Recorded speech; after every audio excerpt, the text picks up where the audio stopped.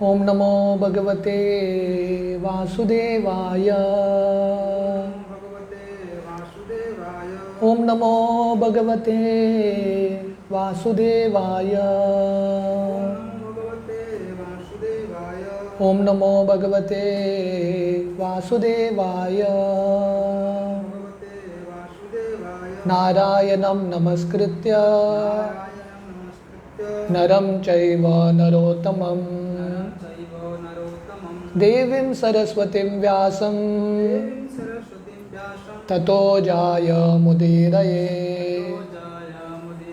नष्टप्रायेषु अभद्रेषु नित्यं भागवत सेवया भगवती उत्तमश्लोके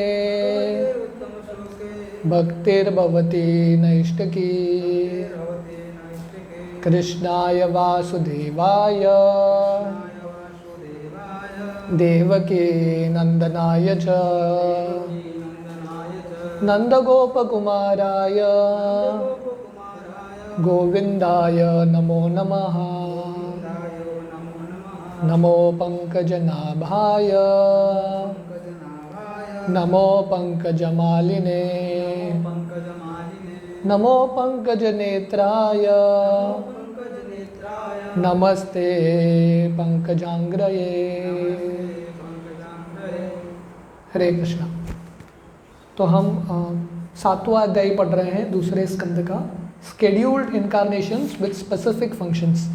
तो यहाँ पे ब्रह्मा जी भगवान के अलग अलग अवतारों का वर्णन कर रहे हैं।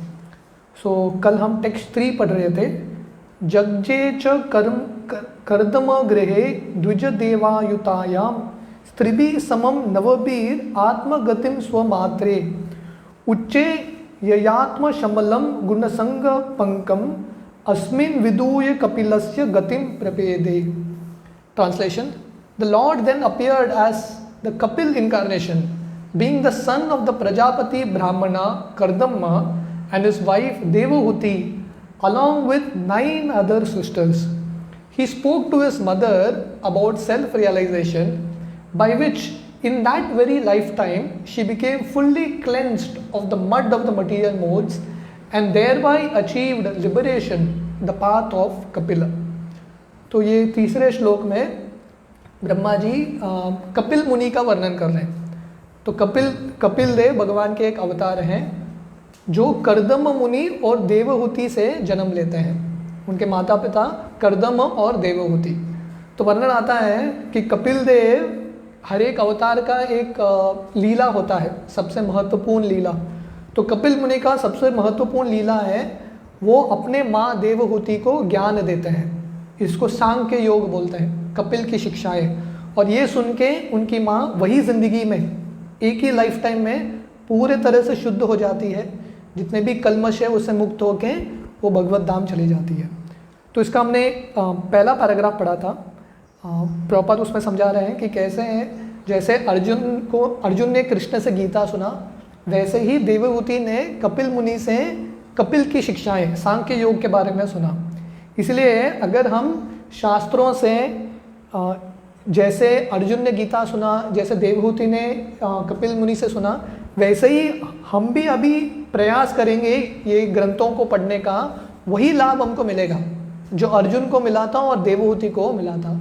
तो इसलिए भगवान शास्त्र छोड़ के जाते हैं हमारे लिए, ताकि वही पदचिन्हों पे जाते हुए हम भी वही लक्ष्य का प्राप्ति कर सके। सो हम ये तात्पर्य कंटिन्यू करेंगे। द वर्ड आत्मगतिम is significant in the sense of perfect knowledge of the supreme. तो यहाँ पे वर्णन आ रहा है आत्मगतिम। आत्मगतिम का मतलब है स्पिरिचुअल रियलाइजेशन। स्पिरिचुअल रियलाइजेशन मतलब 2 चीज़ जानना, स्वयं को पहचानना और भगवान को पहचानना। जैसे शिला प्रभुपाद बहुत बार ये उदाहरण देते हैं, अगर कोई सूरज को देखेगा ऑटोमेटिकली सूरज के प्रकाश में अपने आप को भी देख लेगा। तो वैसे ही अगर हम भगवान को समझेंगे ऑटोमेटिकली स्वयं को भी समझ जाएंगे। इसको बोलते हैं self realisation, understanding the self and the super self. One should not be satisfied simply by knowing the qualitative equality of the Lord and the living being. One should know the Lord as much as can be known by a limited knowledge. तो इसलिए proper यहाँ पे लिख रहे हैं, हमको भगवान के बारे में जितना जान सके उतना जानने का उत्साह होना चाहिए, उत्कंठा होना चाहिए। कभी इसमें सैटिस्फाइड नहीं होना है, संतुष्ट नहीं होना है। चाणक्य पंडित बोलते हैं 3 चीज़ से व्यक्ति हमेशा संतुष्ट होना चाहिए और 3 चीज़ से कभी संतुष्ट नहीं होना चाहिए। कौन से 3 चीज़ से संतुष्ट होना चाहिए? पहला, पार्टनर। अगर पति का पत्नी, पत्नी का पति, अपने ऑपोजिट पार्टनर से संतुष्ट रहो, है कि नहीं? Be satisfied with what ever partner you have got. दूसरा, जो खाना मिलता है उससे संतुष्ट रहो। और तीसरा, जो अर्थ है, धन आपको मिला है, उससे संतुष्ट रहो, बी सेटिस्फाइड। और 3 चीज़ से कभी संतुष्ट नहीं होना है। पहला, जो जप करते हैं, भगवान के नाम का जप करते हैं, उससे कभी संतुष्ट नहीं होना चाहिए, और करने का इच्छा होना चाहिए। दूसरा, शास्त्र पढ़ना। जितना शास्त्र पढ़े हमको लगना चाहिए कमी है, मुझे और पढ़ना है, और जानना है भगवान के बारे में। और तीसरा, दान देना। दान देने से कभी संतुष्ट नहीं होना चाहिए। आज इतना दिया, कल इच्छा होना चाहिए मुझे और देना है। तो इसलिए प्रभुपाद यहाँ पे लिख रहे हैं, one should not be satisfied simply by knowing the qualitative equality of the Lord and living being. One should know the Lord as much as can be known by our limited knowledge. जितना प्रयास करे, हमको प्रयास करना है भगवान को समझने का। इसलिए चैतन्य चरितामृत में कृष्णदास कविराज गोस्वामी बोलते हैं, ये सब शास्त्रों को समझने के लिए और पढ़ने के लिए आलस मत करो, न करे आलस। प्रयास करना चाहिए समझने का। One should know the Lord as much as can be known by limited knowledge. It is impossible for the lord to be known perfectly as is even by such liberated persons as Shiva और Brahma. So what to speak of other demigods और men in this world. तो हमने पिछले अध्याय में भी ब्रह्मा का साक्षात्कार देखा है कि ब्रह्मा शिव जी जैसे भी व्यक्ति भगवान को पूर्ण रूप से समझ नहीं पाएंगे, है कि नहीं? They can't understand. जैसे ब्रह्म विमोचन लीला होता है, ब्रह्मा जी कृष्ण को समझ नहीं पाते कि ये कैसे है कि पूर्ण पुरुषोत्तम भगवान है, पर अपने बच्चों के साथ मिलके प्रसाद स्वीकार कर रहे हैं, एक दूसरे का जूठा खा रहे हैं। तो ब्रह्मा जी भी भगवान को समझ नहीं पाए। तो अगर ब्रह्मा और शिव जी का ये स्तर है, साधारण देवता और ये दुनिया के लोग भगवान को कैसे समझ पाएंगे? Still, by following the principles of the great devotees and the instructions available in the scriptures, one can know to a considerable extent the features of the Lord. फिर भी हालांकि भगवान को पूर्ण रूप से समझना बहुत मुश्किल है, फिर भी हमारा कर्तव्य है शास्त्रों का पालन करते हुए, महान आचार्यों से सुनते हुए जितना हो सके उतना भगवान को समझने का प्रयास करना है। His Lordship Kapila, the incarnation of the Lord, instructed his mother fully about the personal form of the Lord, and thereby she realized the personal form of the Lord and was able to achieve a place in Vaikuntha Loka where Lord Kapila predominates. तो कपिल मुनि ने अपने माँ देवहूति को शिक्षाएं दी, और ये शिक्षा जिसका नाम है सांख्य योग, ये मायावाद फिलॉसफी नहीं है, इम्पर्सनल अंडरस्टैंडिंग नहीं है, भगवान के रूप के बारे में वर्णन है, कैसे भगवान की भक्ति करना है, कैसे भगवान की भक्ति करके ही व्यक्ति भौतिक कलमश से मुक्त हो सकता है। और देवहूति ये सब शिक्षाएं सुनती है और अपना शरीर त्यागने के बाद वैकुंठ लोक जाती है। और वैकुंठ लोक हम जानते हैं अनगिनत वैकुंठ लोक है, तो एक वैकुंठ लोक है जहाँ पे कपिल देव भगवान के अवतार मेन प्रिडोमिनेंट मूर्ति हैं, वो लोक में जाती है। Every incarnation of the Lord has his own abode in the spiritual sky. तो भगवान के जितने भी अवतार हैं, जो भी अवतार ब्रह्मा जी यहाँ पे कर रहे हैं, हर एक अवतार का एक स्पेशल लोक है स्पिरिचुअल वर्ल्ड में। जैसे अगर कोई भगवान राम के प्रति बहुत भक्ति है, आसक्ति है, वो अयोध्या लोक जाता है आध्यात्मिक जगत में। तो किसी को कपिल मुनि के प्रति आसक्ति है, वो कपिल लोक जाता है। किसी को नरसिंह देव के प्रति बहुत आसक्ति है, तो नरसिंह देव का एक स्पेशल लोक है। सो इसलिए प्रभुपाद लिख रहे हैं, every incarnation of the Lord has his own abode in the spiritual sky. Therefore, Lord Kapila also has a separate Vaikuntha planet. The spiritual sky is not void. तो आध्यात्मिक जो आकाश है वो खाली नहीं है, इट इज़ नॉट एम्प्टी। वहाँ पे भी बहुत सारे वैरायटी है, और वहाँ पे भी भगवान के अनगिनत लीला और अनगिनत अवतार है। There are innumerable Vaikuntha planets, and in each of them the Lord, by his innumerable expansions, predominates and the pure devotees who are there also live in the same style as the Lord and his eternal associates. तो भगवान के कितने लोक हैं, कितने सारे वैकुंठ लोक हैं? अनगिनत, क्योंकि भगवान के कितने अवतार हैं? अनगिनत अवतार हैं। तो इतने अनगिनत अवतारों के लिए एक एक लोक है, अनगिनत वैकुंठ लोक, और इन सब लोकों में भगवान के जो अनंत कोटि भक्त हैं भगवान के साथ आदान प्रदान करते रहते हैं।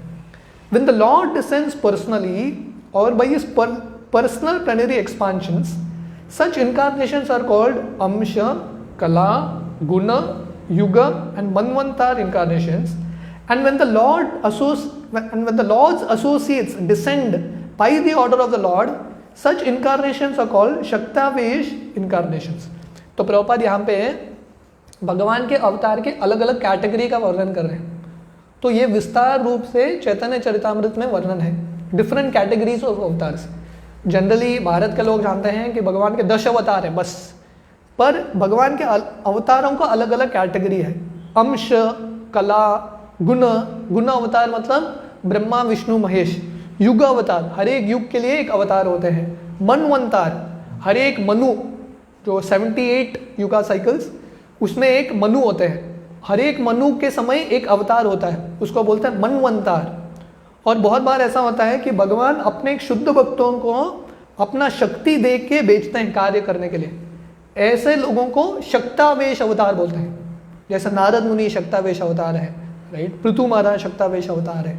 सो डिफरेंट शक्तावेश avatars, but in all cases all the incarnations are supported by the invulnerable statements of the authorized scriptures and not by any imagination of some self-interested propagandist. पर जितने भी अवतार का वर्णन है, अगर कोई गुण अवतार है, युग अवतार है, मनवंतार है, शक्तावेश अवतार है, इन सब का वर्णन शास्त्रों में होना चाहिए। Proof should be in scriptures. तो शास्त्र हमारे प्रमाण है। तो दशमूल तत्व में भक्तिविनोद ठाकुर लिखते हैं, पहला सिद्धांत, फर्स्ट प्रिंसिपल है शास्त्र, वेद प्रमाण है। अगर वेद में किसी का वर्णन नहीं है, यू रिजेक्ट इट। तो वेद में अवतारों का वर्णन होना चाहिए। Such incarnations of the lord in either of the above categories always declare the supreme personality of God to be the ultimate truth. तो इसलिए शास्त्रों में पहला प्रमाण है कि Veda is the ultimate source of knowledge. Veda से हमको समझना है भगवान के अलग अलग अवतार क्या है। दूसरा है, वेद बहुत क्लियरली बताते हैं कि वो पूर्ण पुरुषोत्तम भगवान एक ही है। वो एक भगवान कृष्ण अलग अलग रूप में अवतार लेते हैं। The impersonal conception of the supreme truth is just the process of negation of the form of the Lord from the mundane conception of the supreme truth. इसलिए जब शास्त्र में वर्णन आता है कि भगवान निर्गुण निराकार है, भगवान का कोई गुण नहीं है, भगवान का कोई आकार नहीं है, इसका मतलब समझ में आना चाहिए। इसका मतलब है भगवान का कुछ भौतिक गुण नहीं है और भौतिक आकार नहीं है, पर भगवान का रूप कैसा है? सच्चिदानंद विग्रह। The living entities by their very constitution are spiritually as good as the Lord, and the only difference between them is that the Lord is always supreme and pure, without contamination of the modes of material nature, whereas the living entities are apt to be contaminated by the association with the material modes of goodness, passion and ignorance. तो भगवान और जीव constitution में एक ही है, जैसे पानी का एक बूंद और समुद्र, दोनों कॉन्स्टिट्यूशन में एक ही है। या आग का एक चिंगारी और आग कॉन्स्टिट्यूशन में एक है, पर मात्रा में फर्क है।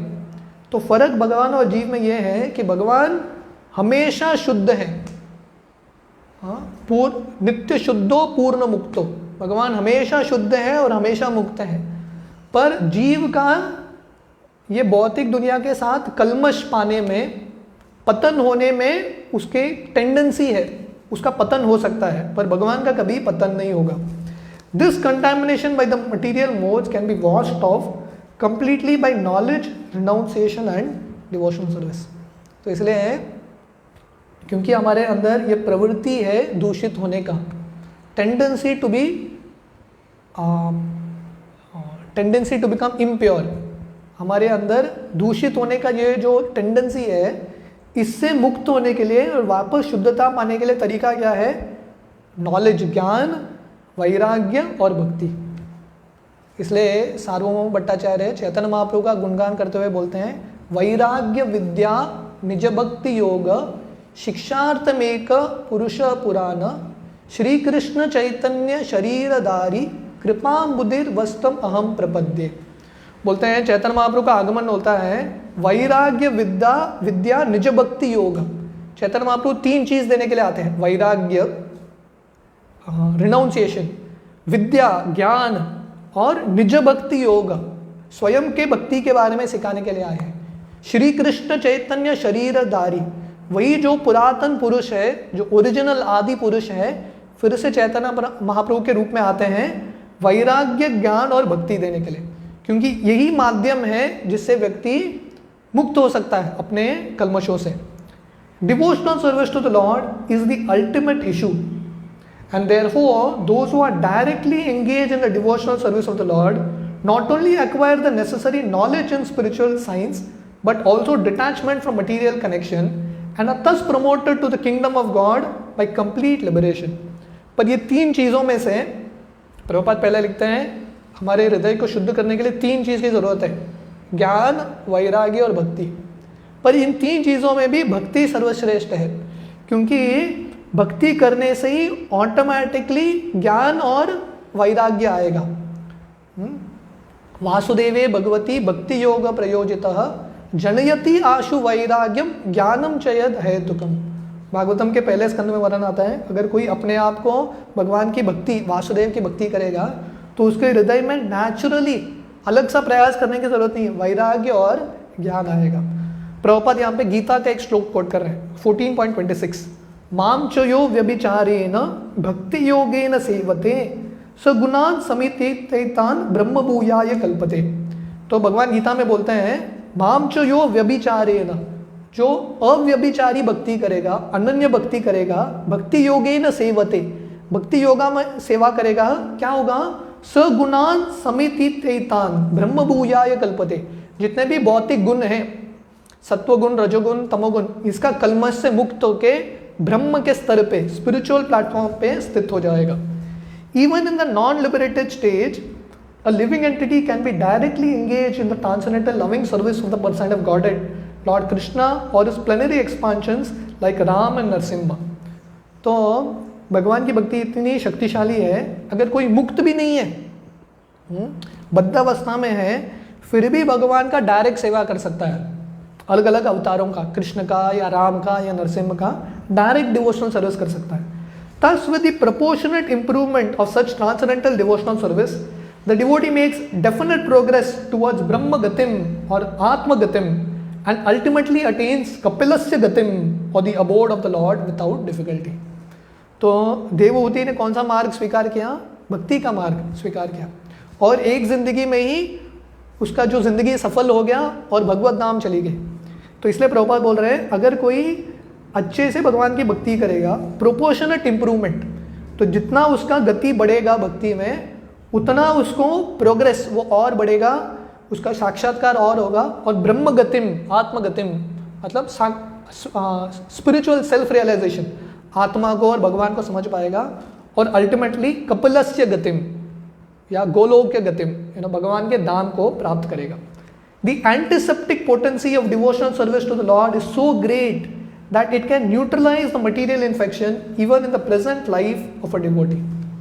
जैसे एंटीसेप्टिक होता है ना, कुछ मिट्टी लग गया या वायरस है, बैक्टीरिया है, एंटीसेप्टिक। जैसे आजकल सैनिटाइजर करते हैं ना, सैनिटाइजर क्या करता है, हाथ के बैक्टीरिया वगैरह को मिटा देता है।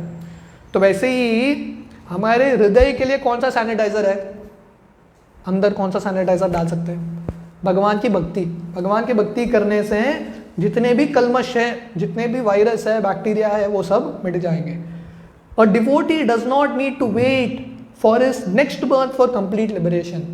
तो इसलिए भक्त को अगला जीवन रुकने की जरूरत नहीं है मुक्ति पाने के लिए, यही जीवन में प्रामाणिकता से भक्ति करेगा तो ऑटोमेटिकली कपिलस्य गतिम, भगवान के धाम की प्राप्ति करेगा। तो अभी ब्रह्मा जी अगले अवतार के बारे में बता रहे हैं। टेक्स्ट 4, अत्रेर अपत्यम अभिकांक्षता आह तुष्टो दत्तो महायम इति यत् भगवान सदत्त यत् पाद पंकज पराग पवित्र देहा यगादृतिम आपुर उभयगिम Yadu हय्यादा. So this is the next incarnation, Dattatreya. Word to word meaning पढ़ेंगे. Atre of the sage Atri, Apatyam issue, Abhikankshatah, having prayed for, Ah said it, Tushta being satisfied, Datta given over, Maya by me, Aham myself, Iti tas, Yat because, Bhagavan the personality of Godhead, Saha he, Datta Dattatreya, Yat pada one whose feet, Pankaja lotus, Paraga dust, Pavitra purified, Deha body, Yoga mystic, Riddhim opulence, Apu got, Ubayam for both the worlds, Yadu the father of the Yadu dynasty, Hayya Adaya other kings like and others like King Hayyaya. Translation: the great sage Atri prayed for offspring, and the Lord being satisfied with him promised to incarnate as Atri's son Dattatreya. And by the grace of the lotus feet of the Lord, many Yadus, Hayyayas, etc. became so purified that they obtained both material and spiritual blessings. तो ये भगवान के अगले अवतार हैं जिनका नाम है दत्तात्रेय. तो दत्तात्रेय का जन्म होता है अत्रि ऋषि और उनकी पत्नी अनुसूया. तो ये वर्णन है, अत्रि मुनि प्रार्थना करते हैं और अनुसूया प्रार्थना करते हैं कि भगवान जो भी सबसे शक्तिशाली व्यक्ति है वो हमारे घर में पुत्र के रूप में आना चाहिए. तो तीनों व्यक्ति आ जाते हैं, ब्रह्मा विष्णु महेश, क्योंकि प्रेयर टारगेट प्रेयर नहीं था.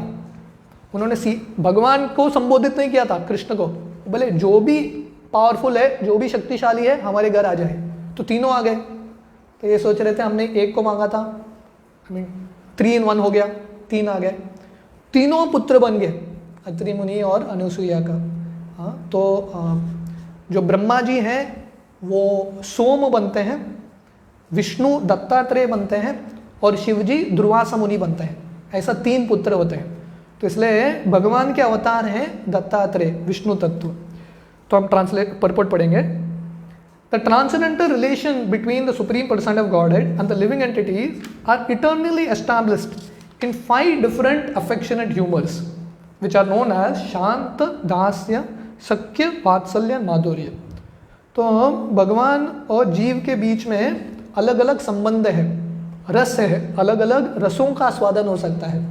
जैसे भौतिक दुनिया में अलग अलग रस हैं, किसी के साथ माता पिता का रस है, दोस्ती का रस है, माधुर्य रस है, सख्य रस है.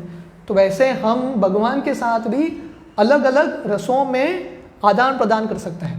प्रिंसिपली 5 प्रमुख रस हैं. शांत रस मतलब न्यूट्रलिटी, न्यूट्रल स्तर. दास्य रस मतलब सेवक के रूप में भगवान की सेवा करना. सख्य रस भगवान का दोस्त बनना. वात्सल्य रस भगवान का माता पिता के रूप में. और माधुर्य रस भगवान के प्रेमिका के रूप में. The sage Atri was related with the Lord in the affectionate Vatsalya humor, and therefore as a result of his devotional perfection he was inclined to have the personality of Godhead as his son. इसलिए अत्रि मुनि का वात्सल्य रस में भगवान की सेवा कर रहे थे, इसलिए उनका इच्छा हुआ मुझे भगवान की सेवा करना है पुत्र के रूप में, मैं भगवान का पिता बनना चाहता हूँ. The Lord accepted his prayer and he gave himself as the son of Atri. तो भगवान ने उनका प्रार्थना सुना और अपने आप को दे दिया अत्रि मुनि को, इसलिए भगवान का नाम हुआ दत्तात्रेय. अपने आप को दत्त दे दिया अत्रि मुनि को. Such a relation of sonhood between the Lord and his pure devotee can be cited in many instances. तो ऐसे बहुत सारे भक्त हुए जो भगवान को अपना पुत्र के रूप में स्वीकार किया उन्होंने. And because the Lord is unlimited, he has unlimited number of other devotees. तो भगवान अनंत है, इसलिए भगवान के कितने सारे पिता हैं, अनंत पिता है. जो भी भक्त इच्छा करता है भगवान मेरा पुत्र बनना चाहिए, मुझे पुत्र के रूप में सेवा करना है, भगवान उसको स्वीकार करता है, ठीक है आप मेरे पिता हैं. Factually the Lord is the father of living entities but out of his transcendental affection and love for between the Lord and his devotees, the Lord takes more pleasure in becoming the son of a devotee than in becoming one's father. तो actually भगवान पिता है, अहम बीज प्रद पिता, सबके पिता भगवान ही है. फिर भी अगर कोई भक्त का इच्छा है मुझे भगवान का पिता बनना है, भगवान बोलते हैं ठीक है आप मेरे पिता बन जाओ. The father actually serves the son, whereas the son only demands all sorts of service from the father. Therefore, a pure devotee who is always inclined to serve the Lord wants him as the son and not as the father. क्यों भक्त चाहते हैं कि मुझे भगवान का पिता बनना है? उनका इच्छा है भगवान से श्रेष्ठ बनने का? नहीं, क्योंकि पिता और पुत्र सेवा कौन करता है ज़्यादा? पिता करते हैं ना. पुत्र तो सेवा स्वीकार करता है कि नहीं, मांगता रहता है, डिमांड रहता है. पिता सब मेहनत करते हैं.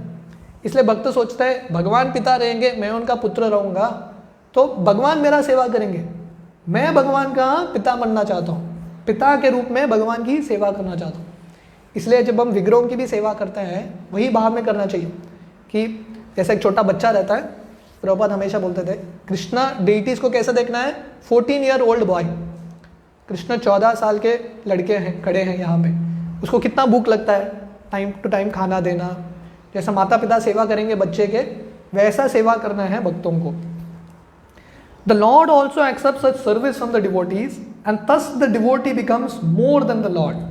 तो इस तरह से भगवान भी स्वीकार करते हैं भक्तों के भाव को और भक्त भगवान से श्रेष्ठ बनते हैं. इसलिए कृष्ण बोलते हैं भागवतम में मद भक्ता पूजा अधिकार, मेरे भक्तों को मेरे से ज़्यादा पूजा करना चाहिए. My devotees are more worshipable. The impersonalist desire to become one with the Lord, but the devotee becomes more than the Lord, surpassing the desire of the great monist. जो ब्रह्मवादी है, मायावादी है, उनका इच्छा क्या है? मुझे भगवान बनना है. भक्तों का एम्बिशन और ज़्यादा है, वो भगवान से भी श्रेष्ठ बनना चाहते हैं. इम्पर्सनलिस्ट क्या सोच रहे हैं? मुझे भगवान बनना है. भक्त क्या सोच रहे हैं? मुझे भगवान का पिता बनना है, मैं भगवान को डांटूंगा. तो वो भक्तों का इच्छा है. The parents and other relatives of the Lord achieve all mystic opulences automatically because of their intimate relationship with the Lord. Such opulence include all details of material enjoyment, salvation and mystic powers. तो इसलिए क्योंकि भगवान के भक्त भगवान का अनन्य सेवा कर रहे हैं, इसलिए उनका जो भी इच्छा है भगवान पूरा करते हैं और जितना भी ऐश्वर्य है उनके पास रहता है. हालांकि भक्तों का इच्छा नहीं रहता स्वर्ग की प्राप्ति, भौतिक दुनिया में ऐश्वर्य, मुक्ति की प्राप्ति, ये सब इच्छा नहीं रहता, पर भगवान दे देते हैं. तो इसलिए भक्तों को आध्यात्मिक ऐश्वर्य तो है, उसके साथ साथ भौतिक ऐश्वर्य भी भगवान प्रदान करते हैं. Therefore, the devotee of the Lord does not seek them separately, wasting his valuable time in life. इसलिए भक्त अपना समय व्यर्थ नहीं करता भौतिक पदार्थों के पीछे, भौतिक ऐश्वर्य के पीछे. अरे भगवान की सेवा करो, भगवान सब दे देंगे. Krishna will give everything. जैसे सुदामा कृष्ण की सेवा करने के लिए गए, कुछ मांगने के लिए नहीं गए, पर कृष्ण ने उनको बहुत दे दिया.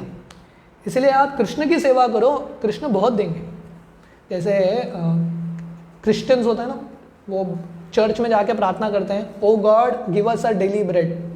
हे भगवान मुझे रोज़ का चपाती दे दो, आज का चपाती दे दो. तो प्रभुपाद बोलते थे ये बहुत अच्छा प्रार्थना है, बहुत श्रेष्ठ प्रार्थना नहीं है. क्यों? क्योंकि भगवान के पास जाके ब्रेड क्यों मांग रहे हो? भगवान के पास जाके भक्ति मांगो, भगवान ऐसे ही ब्रेड देंगे.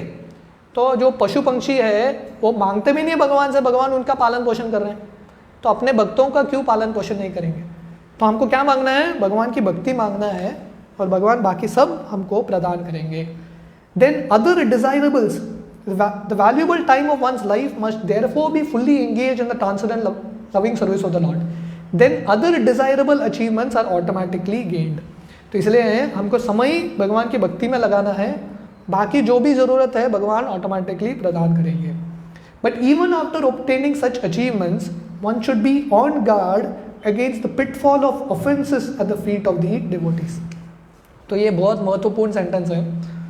तो प्रभुपाद बोल रहे हैं अगर हमने बहुत सक्सेस भी पा लिया आध्यात्मिक दुनिया में या भौतिक दुनिया में, सक्सेस और श्रेय पाया है, पर हमको केयरफुल रहना है. किसके प्रति? भक्तों के प्रति अपराध नहीं करना है. क्योंकि भक्तों के प्रति अपराध करेंगे, जो भी पाया है सब खोलेंगे। जैसे हाथी मद अपराध बोलते हैं, जैसे अगर कोई खेती कर रहा है राइट, और जंगली हाथी आ गया तो क्या करेगा, एक ही घंटे में पूरा खेत को उखाड़ देगा, सब डिस्ट्रॉय कर लेगा, है कि नहीं। तो वैसे ही अगर हम बहुत मेहनत करके भक्ति का पौधा उगा रहे हैं, फिर भक्तों के प्रति अपराध करते हैं, तो जितना भी हमने प्रगति किया है सब मिट जाएगा। द विविड एग्जाम्पल इज हय, who achieved all perfection in devotion service, but because of his offense at the feet of a devotee was killed by Lord Parshuram। तो उदाहरण है यहाँ पे राजा हय, तो उसने बहुत प्रगति किया था भक्ति में, पर क्योंकि उसने एक भक्त के प्रति अपराध किया, परशुराम ने उसको मार दिया। The Lord became the son of the great sage Atri and became known as Dattatreya. तो ये दत्तात्रेय का अवतार है। भगवान आते हैं अत्रि मुनि का प्रार्थना स्वीकार करते हुए और उनका पुत्र बनते हैं, और ये भगवान का अवतार है दत्तात्रेय। तो हम टेक्स्ट 5 कल कंटिन्यू करेंगे। हरे कृष्ण।